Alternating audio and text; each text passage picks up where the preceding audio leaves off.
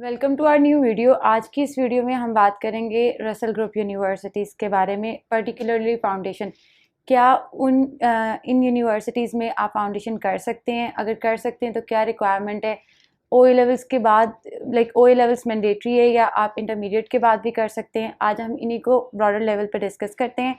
I am Umayma Iftikhar, student counselor at Edify Group of Companies, and along with me Mr. Azim Qasim, the CEO and founder of Edify Group of Companies. So let's get started.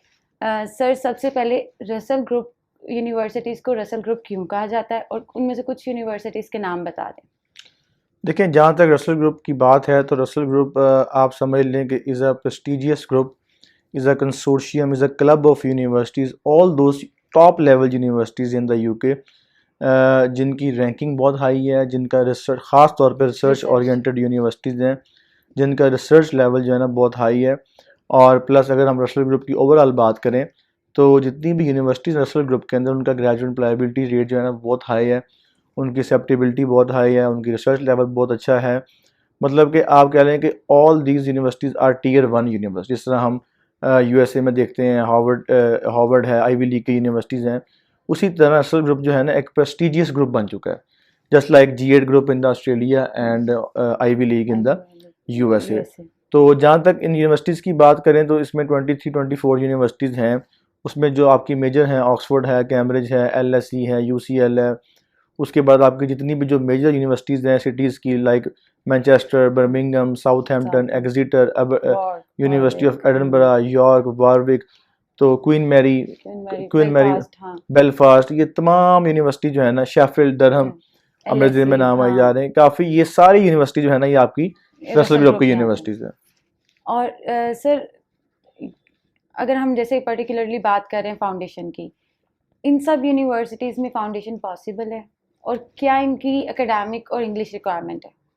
देखें, जहाँ तक foundation year in the Russell group बात करें तो most of these universities are offering foundation year. मैं most का word इसलिए use कर रहा हूँ क्योंकि अब इसमें से कैम्ब्रिज जो है ना वो ऑफ़र नहीं कर रही, इसमें से जो आपकी ऑक्सफोर्ड है वो भी ऑफ़र नहीं कर रही, मेरा नेक्स्ट क्वेश्चन भी यही था वैसे। और आई थिंक LSE भी ऑफ़र नहीं कर रही इसके अंदर। अब इसमें काफ़ी यूनिवर्सिटीज़ ऑफ़र कर रही हैं, KCL ऑफ़र कर रही है, Sheffield, Durham, Southampton, Birmingham, all other universities are offering foundation year. सही है।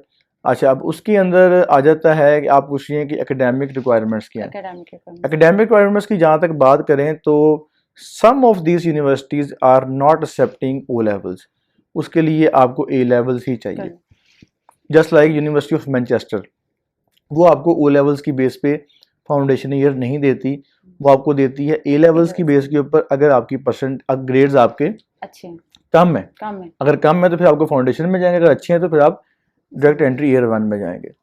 इसी तरह डरहम है, शेफील्ड है, कार्डिफ है, ये जो यूनिवर्सिटीज़ हैं ये आपको फाउंडेशन O लेवल्स की बेस के ऊपर आपको फाउंडेशन ईयर ग्रांट कर देती हैं। और अगर हम बात करें इंटरमीडिएट लेवल की तो इसी तरह तमाम यूनिवर्सिटीज़ की अपनी पॉलिसी है, कोई एक यूनिवर्सिटी दूसरी की पॉलिसी को फॉलो नहीं कर रही। लेट्स सपोज अगर हम बात करते हैं धर्म की बात करते हैं तो they are accepting intermediate, Pakistan का जो इंटरमीडिएट उसको एक्सेप्ट कर रहे हैं 65% के ऊपर, 65% पे एक्सेप्ट कर रहे हैं। बट अगर हम कार्डिफ की बात करें तो वो 75 पे एक्सेप्ट कर रही है। तो इसी तरह और फाउंडेशन ईयर इंटरमीडिएट के लिए क्यों लाजमी है, ख़ासतौर पर रसल ग्रुप की यूनिवर्सिटीज़ के लिए, क्योंकि they are very very very high rank universities और आप इंटरमीडिएट की बेस के ऊपर कॉप अप नहीं कर पाते रिमेनिंग स्टूडेंट्स के साथ, तो आपके आने वाले 4 साल ज़ाया हो जाएंगे। Foundation year is very compulsory for you. और इसी तरह अगर हम बात करें कि आपने बात की इंग्लिश रिक्वायरमेंट्स की, जहाँ तक इंग्लिश रिक्वायरमेंट्स की बात है तो वो भी वेरी करती है university to university and course to course. यानी कि बिजनेस की इंग्लिश रिक्वायरमेंट सेपरेट कम हो सकती हैं और हेल्थ साइंसेज की ज़्यादा हो सकता है। जैसे इंग्लिश की अगर 5.5 है, 6 है या 5 है तो मे बी, बल्कि मे बी नहीं, मस्ट है कि जो हेल्थ साइंसेज है उसकी जो रिक्वायरमेंट है वो 6.6 होगी, 6.5 होगी। अब यहाँ पर एक क्वेश्चन और भी आता है कि अक्सर स्टूडेंट्स जो है ना हमारे पास भी जो आते हैं वो O लेवल्स के बैकग्राउंड से आते हैं, तो उनका जो इंग्लिश में जो आपका जो ग्रेड है वो C होने के बावजूद भी आपको नॉर्मली रसल ग्रुप की यूनिवर्सिटी से IELTS की एग्जाम्पशन नहीं मिलती। बहुत कम यूनिवर्सिटीज़ हैं जो आपको एग्जाम्पशन दे देती हैं, अदरवाइज आइल्स जो है ना वो इट्स मैंडेटरी, और उसकी रिक्वायरमेंट नॉर्मली जो है ना वो 5 साढ़े 5 के बीच में होती है, मैक्सिमम 6 तक जाती है। और अगर हम रसल ग्रुप के अलावा बात करें तो 4.5 और 5, but in Russell group universities 5 plus जो है ना 5+ आपकी है। आइल्स की रिक्वायरमेंट है। Sir other than academic requirement and English requirement, क्या फाउंडेशन के लिए कोई स्पेसिफिक सब्जेक्ट की रिक्वायरमेंट्स हैं फॉर फाउंडेशन? देखिए इसमें मैथ्स जो है ना बड़ा मैंडेटरी है आपका।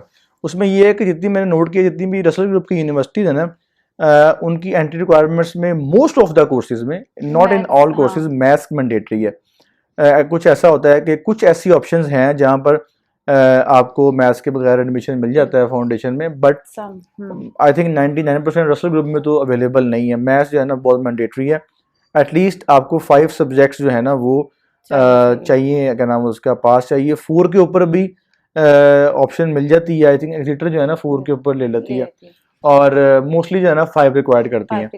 और अगर हम ग्रेड्स की बात करें तो इसमें ज़्यादातर जो है ऑप्शन जो अवेलेबिलिटी है वो है आपके पास होने चाहिए 4 to 5 सब्जेक्ट्स पास होने चाहिए, और उसमें ई ग्रेड नहीं होना चाहिए। अगर ई ग्रेड है तो किसी एक में जो है ना ई ग्रेड हो सकता है, या मैक्सिमम 2 में हो सकता है। बहरहाल ये केस टू केस वेरी करता है कि इनकी रिक्वायरमेंट्स क्या, असेसमेंट आप करवा सकते हैं हमारे काउंसलर से। और सर जैसे हेल्थ साइंसेज के कोर्स हैं, इनके लिए भी मैथ्स कंपलसरी है फर्स्ट ऑफ ऑल? क्या इनके लिए कोई बायोलॉजी या इस तरह का कोई साइंसेज का सब्जेक्ट कंपलसरी है फॉर फाउंडेशन? देखिए फाउंडेशन के लिए चूंकि ओ लेवल्स में आपको पता है कि लिमिटेड रेंज ऑफ कोर्सेज होती है, इसी तरह हमारा जो इंटरमीडिएट है वहाँ पर आपको तो खैर एफएससी प्री मेडिकल मिल जाती है, लेकिन एफएससी प्री मेडिकल में बच्चों ने मैथ्स नहीं पढ़ा होता। तो ये एक बहुत मेजर आप कह लें कि एक प्रॉब्लम है हमारे इस एजुकेशन सेक्टर के अंदर। इवन के कनाडा में भी जो है ना आपको प्री मेडिकल के लिए मैथ्स कंपलसरी है। इसी तरह यूके की मेजर यूनिवर्सिटी जो है ना वो मैथ्स रिक्वायर्ड करती हैं, और इस बात पे रिफ्यूज़ कर देती हैं even you are applying in the biomedical sciences या बायोमेडिकल की डिग्री है। तो again it varies among the universities, कुछ कोई एक्सेप्ट करती हैं कुछ नहीं करती। और जहाँ तक ओ लेवल्स की बात करें हम, तो आपका चूंकि ओ लेवल्स में आप इसका सब्जेक्ट्स तो आप ऑप्ट करते ही हैं, इसके क्या नाम उसका साइंसेज के, अब मैथ्स भी कंपलसरी है आपका। तो उसमें ये है कि आपको अगर आपने मैथ्स पढ़ा हुआ है तो ऑब्वियसली आपके चांसेस जो है ना ब्राइट हैं और आपको जो है ना इजीली एडमिशन मिल जाए। अगर मैथ्स नहीं है तो फिर ढूंढना पड़ता है कि कौन सी यूनिवर्सिटी जो है ना वो मैथ्स एक्सेप्ट कर रही है, कौन सी नहीं कर रही। सर इन यूनिवर्सिटीज़ में स्कॉलरशिप ऑफर होती है? अगर होती है तो क्या चांसेस हैं कि आपको स्कॉलरशिप मिल जाए? Other than state scholarship student किसी और में अप्लाई कर सकते हैं? देखें फाउंडेशन ईयर की बात करें तो यहाँ पर 100% स्कॉलरशिप तो नहीं देखने को मिलता है। बहरहाल इसमें पार्शल स्कॉलरशिप 20%, 30%, और अगर हम इन टर्म्स ऑफ बात करें पाउंड्स में तो 3000, 4000, 5000, समटाइम्स 10,000 पाउंड्स की भी स्कॉलरशिप जो है ना अवेलेबल होती है। तो 100% स्कॉलरशिप के लिए जो है ना फाउंडेशन ईयर में काफ़ी मुश्किल हो जाता है। और इनके मेजर इंटेक्स क्या हैं? मेजर इंटेक्स इनके सितंबर तो मेजर इंटेक है ही है ओवरऑल, और काफ़ी यूनिवर्सिटीज़ इसमें से 80-90% KCL नहीं करती। बाकी जितनी भी यूनिवर्सिटीज़ हैं वो जनवरी इंटेक भी जो है ना ऑफर करती हैं फॉर द फाउंडेशन ईयर। इसके अलावा सर अगर एक क्वेश्चन ये आता है कि अगर हम सेग्रीगेट करते स्टूडेंट्स को, like OA level students, Cambridge student को और ये इंटरमीडिएट स्टूडेंट को, तो एक्सेप्टेबिलिटी रेशियो किनका ज़्यादा है? क्या इस बेस पे आपकी एक्सेप्टेबिलिटी होती है, या अगर आप सारी रिक्वायरमेंट मीट कर रहे हैं तो आप एक्सेप्ट हो जाते हैं? आप फाउंडेशन की बात कर रहे हैं। फाउंडेशन देखिए एक्सेप्टेंस रेज ऑब्वियसली आप डिपेंड करते हैं आपके ग्रेड्स के ऊपर और आपकी इंग्लिश रिक्वायरमेंट्स के ऊपर। हाँ, एक और चीज़ आपकी एज के ऊपर भी।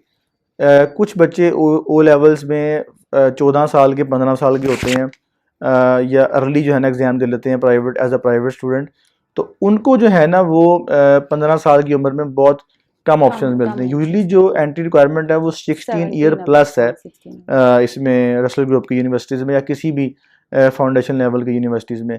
अगर आप ये 3 रिक्वायरमेंट फुलफिल करते हैं तो आपको 100% एडमिशन जो है ना एलोकेट हो जाएगा। सर फाउंडेशन के बाद प्रोग्रेशन डिग्रीज के क्या ऑप्शंस हैं? देखिए जहाँ तक रसल ग्रुप की फाउंडेशन ईयर की बात है तो it is widely acceptable, widely acceptable, not even in the UK, even in the USA। अगर आप आईवी लीग की भी किसी यूनिवर्सिटी से पूछेंगे तो आप in most of the cases they are accepting the foundation year of the Russell group universities. और यूके में तो आपके पास ऑलरेडी ऑफर है ही है रसल ग्रुप की आगे डिग्री का, जो कि नॉर्मली बच्चे लूज़ कर जाते हैं कम ग्रेड्स आने की वजह से। तो अगर आपने किसी यूनिवर्सिटी से रसल ग्रुप की यूनिवर्सिटी से अगर आपने फाउंडेशन ईयर किया है तो दे आर 100% चांसेस कि आपको जो है ना प्रोग्रेशन मिल जाएगी उसी यूनिवर्सिटी में जहाँ से आपने फाउंडेशन ईयर किया है, और जो कि रसल ग्रुप की यूनिवर्सिटीज़ है।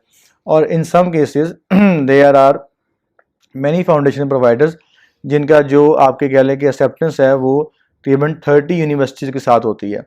यानी कि आप फाउंडेशन ईयर वहाँ से करते हैं and they give you an option कि आप इन 30 यूनिवर्सिटीज़ में से कोई से भी चूज़ कर लें, and most of those universities are from Russell group universities.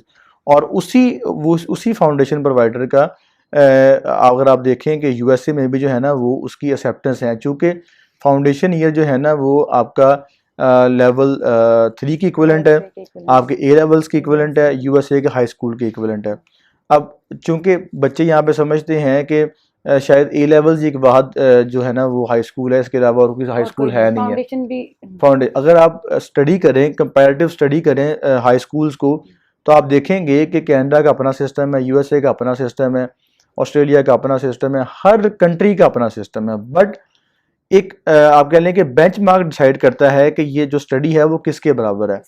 तो जो फाउंडेशन लेवल की स्टडी है ये आपके हाई स्कूल के इक्विवेलेंट है, और ये होती भी 1 ईयर में, यानी कि अगर आप ए लेवल्स करते हैं तो वो 2 साल में होगा, ये आपका जो है ना 1 साल में होगा। टेक्निकली टाइम सेवर भी है, और उसकी जो एक्सेप्टेबिलिटी है वो भी गारंटीड प्रोग्रेशन भी आपको आगे मिल रही है। और इसके ओवरऑल क्या बेनिफिट्स हो सकते हैं अदर देन दिस कि प्रोग्रेशन तो आपको मोस्टली अगर रसल ग्रुप यूनिवर्सिटीज़ के बारे में देखा जाए तो उनकी रिक्वायरमेंट हाई होती है, बट अगर आप वहाँ से फाउंडेशन कर रहे हैं तो 100% आपको वहाँ पे प्रोग्रेशन मिल जाती है। इसके अलावा क्या ऐसे बेनिफिट्स हैं जो कि हमें इन यूनिवर्सिटीज़ से में पढ़ के मिलेंगे? देखिए, इसमें जो सबसे निगलेक्टेड चीज़ है हमारे पाकिस्तान में, जो आपकी एक्स्ट्रा करिकुलर एक्टिविटीज़ हैं, specially for those who are looking for their bachelor's degree in the USA for Ivy League, या उन्होंने आगे बैचलर्स लेवल पे स्कॉलरशिप के लिए अप्लाई करना है, तो उनके लिए एक्स्ट्रा करिकुलर एक्टिविटीज़ का बहुत अच्छा मौका मिल जाता है। वहाँ पर आपको काफ़ी अच्छी एक्स्ट्रा करिकुलर एक्टिविटीज़ मिल जाती हैं, प्लस आपको कह लें कि रिसर्च आर्टिकल्स पब्लिश करने के आपको चांसेस वहाँ मिल जाते हैं, आपको एक पीआर नेटवर्क अच्छा मिल जाता है, प्लस जो सबसे बड़ी बात है एक्सपोजर की, कि आपको एक टॉप रैंक टियर 1 यूनिवर्सिटी का एक्सपोजर मिलता है straight from your school to the university. तो मैं ये समझता हूँ कि obviously it depends upon your budget, और it depends on your choice as well, but अगर आप मतलब कि इससे ऑक्सफोर्ड बैकग्राउंड से हैं और आप ओ लेवल्स कंप्लीट कर चुके हैं या कंप्लीट करने वाले हैं, तो I think that you should consider this option, क्योंकि इसमें मल्टीपल बेनिफिट्स आपके लिए हैं। सो व्यूअर्स, ये थी हमारी आज की वीडियो जिसमें हमने उन यूनिवर्सिटीज़ को डिस्कस किया यूजुअली जिनकी रिक्वायरमेंट्स हाई कंसिडर होती हैं। आई होप हमने सारे क्वेश्चंस को कवर किया हो। अगर आपको हमारी वीडियो अच्छी लगी हो तो इसको लाइक कीजिएगा, शेयर कीजिएगा और सब्सक्राइब करना मत भूलिएगा। Thank you for watching. अल्लाह हाफिज़। अल्लाह हाफिज़।